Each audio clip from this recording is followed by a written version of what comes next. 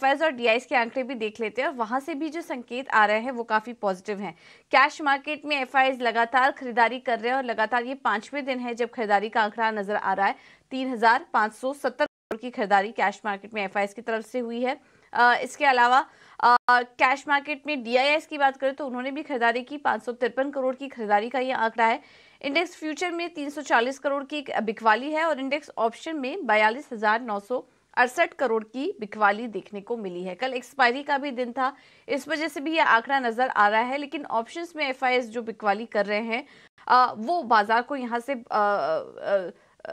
Drag कर सकता है। ज्यादा तेजी नहीं यहाँ पर से देखने को मिल रही है। लेकिन अगर कैश मार्केट की बात करेंगे तो वहां पर एफआईएस की काफी अच्छी बाइंग नजर आ रही है और लगातार 5वें दिन से हम देख रहे हैं ये खरीदारी का आंकड़ा इस वक्त नजर आ रहा है। लेकिन ऐसे में आज जब निफ्टी और बैंक निफ्टी के लिए अहम लेवल्स कौन से होंगे जहां पर कि आपको नजर रखनी, ये भी एक बार देख लेते हैं।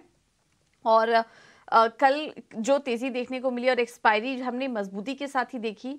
शुरुआत काफी अच्छी हुई थी, क्लोजिंग भी अच्छी हुई। करीब 250 अंक ऊपर निफ्टी की क्लोजिंग हुई 21,100 के पास और कि हमने जो हाइस देखे 21,200 के देखे। तो अब हम देख सकते हैं कि वो एक अहम सपोर्ट लेवल यहाँ पर निकल कर आ रहा है निफ्टी के लिए।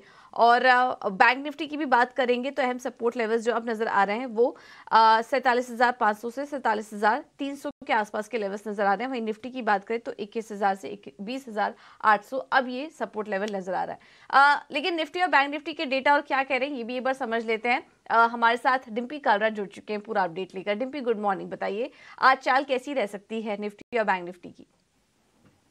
गुड मॉर्निंग पूजा। देखिए, कल मार्केट ने फिर से गैप किया और आज फिर से गैप करने की तैयारी कर रहा है। तो गैप जो है ना, बाजार को बैक टू बैक अच्छे से शॉर्ट कवरिंग तो करवा रहे हैं, यानी कि शॉर्ट्स को ट्रैप तो करवा रहे हैं, but fresh long position as such दो बड़ी पार्टीज की नहीं बन रही है। पहला, एक तो एफआईज खरीद नहीं रहे। अब एफआईज का कल की होल्डिंग भी 57% ही है।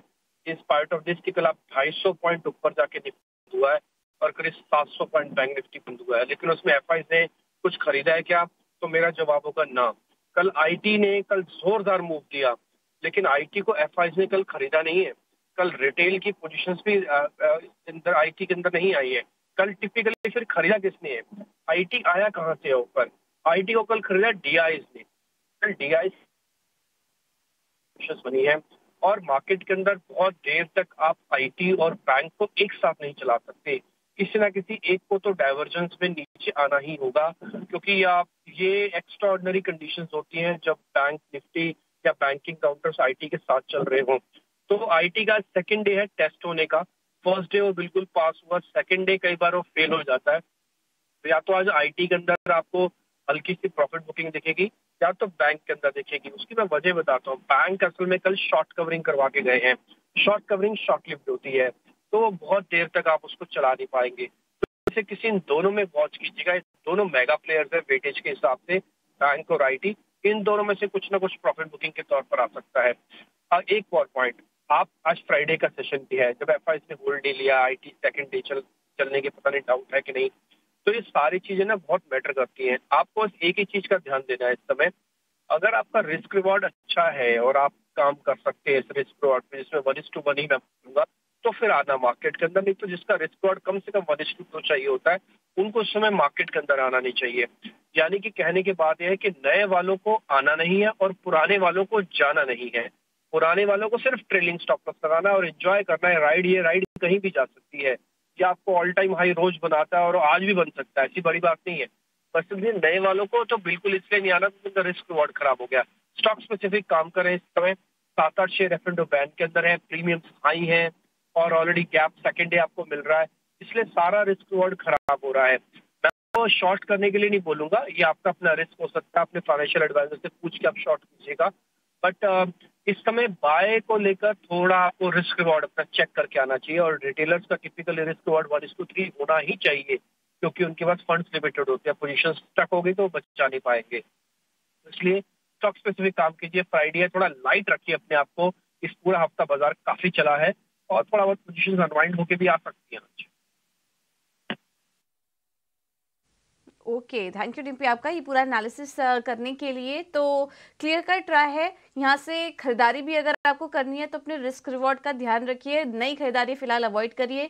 जिनके पास पोजीशन है वो अपने स्टॉप लॉस का ध्यान रखें और इस तेजी को एंजॉय करें, क्योंकि ये जो तेजी है वो आगे भी बनी रह सकती है। एक के बाद एक हम रिकॉर्ड लेवल्स देख रहे हैं, क्योंकि ग्लोबल मार्केट से संकेत इस वक्त काफी पॉजिटिव आ रहे हैं। वहां पर भी हम अच्छी खासी तेजी देख रहे हैं, अपने उच्चतम स्तर पर सभी इंडाइसेस कारोबार कर रहे हैं, तो वहां से सपोर्ट अच्छा है। और अगर निफ्टी और बैंक निफ्टी में किसी को ट्रेड करना है तो फिलहाल फ्रेश खरीदारी की राय हम यहाँ पर नहीं देंगे, क्योंकि रिस्क रिवॉर्ड फेवरेबल नजर नहीं आ रहा है। जिनके पास है वो स्टॉप लॉस यहाँ पर ट्रेड करते रहिए। लेकिन हम ऐसे बाजार में ट्रेड कहाँ करें फिर ये भी समझ लेते हैं। हमारे साथ केयर चौकसी सिक्योरिटीज के हेमंत कपाड़िया जुड़ चुके हैं। Hemant, thank you so much ET now स्वदेश को समय देने के लिए। तो क्या कोई ट्रेड लेना चाहिए आपके हिसाब से निफ्टी और बैंक निफ्टी में, और स्टॉक स्पेसिफिक आइडियाज आपकी तरफ से क्या होंगे? Very good morning.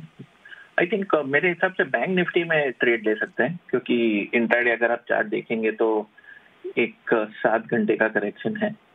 तो यहाँ पे एक छोटा सा टाइम प्राइस रिट्रेसमेंट दिया है।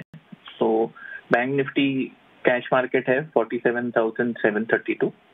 मुझे लग रहा है यहाँ पे 100 पॉइंट के स्टॉप लॉस है, 200 पॉइंट के टारगेट के लिए लॉन्ग पोजीशन कर सकते हैं अगर बैंक निफ्टी की बात करें तो।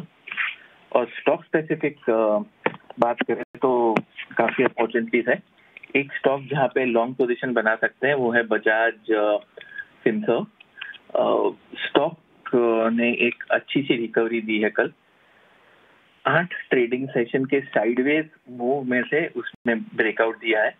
वॉल्यूम भी अगर आप देखेंगे तो लास्ट कुछ 13 ट्रेडिंग सेशन का हाई वॉल्यूम पे उसने ये मूव दिया है। मैकेनिकल इंडिकेटर्स भी क्रॉसओवर बाई में आ चुके हैं। तो बजाज फिनसर्व 1730 के आसपास की एंट्री, 1720 का स्टॉप लॉस और 1750 का टारगेट, ये इंट्राडे बाय कॉल रहेगा। दूसरा स्टॉक है जहाँ पे इंट्राडे ट्रेड कर सकते हैं, लॉन्ग ट्रेड, वो है पीवीआर आइनॉक्स। यहाँ पे इंट्राडे चार्ट पे पॉजिटिविटी देखी गई है और एक इंट्राडे 60 मिनट के चार्ट पे एक लाइन ब्रेकआउट भी दिया है सप्लाई लाइन के ऊपर। तो पीवीआर आइनॉक्स 1768 पे एंट्री, 1760 का स्टॉप लॉस और 1784 का टारगेट रहेगा। ये भी लॉन्ग पोजीशन रहेगी इंट्राडे के लिए पीवीआर आइनॉक्स। तो इंट्राडे के लिए अमूमन शुक्रवार को पीवीआर आइनॉक्स फोकस में रहता ही है। तो 1784 के टारगेट्स के लिए आप नजर रखिए, ये इंट्राडे पोजीशन है और स्टॉप लॉस होगा 1760 का। और इसके अलावा बजाज फिनसर्व भी अच्छा लग रहा है, 1750 के टारगेट के लिए आप यहाँ पर खरीदारी करके चल सकते हैं। थैंक यू हेमन आपका ये अपडेट्स देने के लिए। अब